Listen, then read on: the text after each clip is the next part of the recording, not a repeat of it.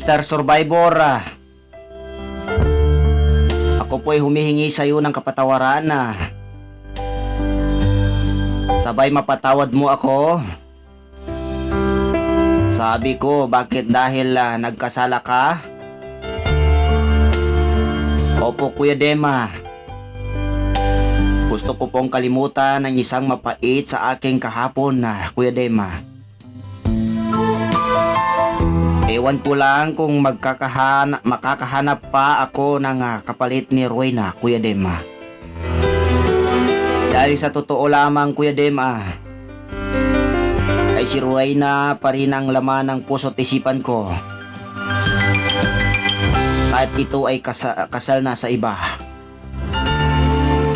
Alam niyo, Kuya Dema, mahirap kalimutan ng taong napamahal na sa iyo.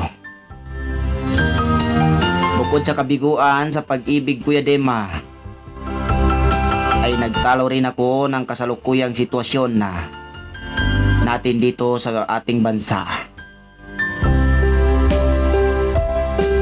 At sa pamamagitan po ng inyong programang Kuya Dema,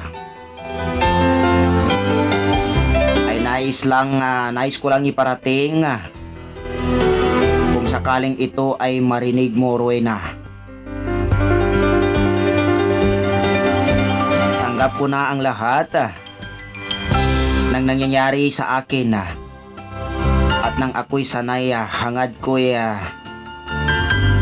sana'y lumigaya ka sa piling ng inyong bagong mahal. Hanggang dito na lang, Kuya Dema. Maraming salamat at magandang hapon po sa inyong lahat. Gumagalang Mr. Survivor ng Timbalayan, Lambayong Sultan Kudarat Province.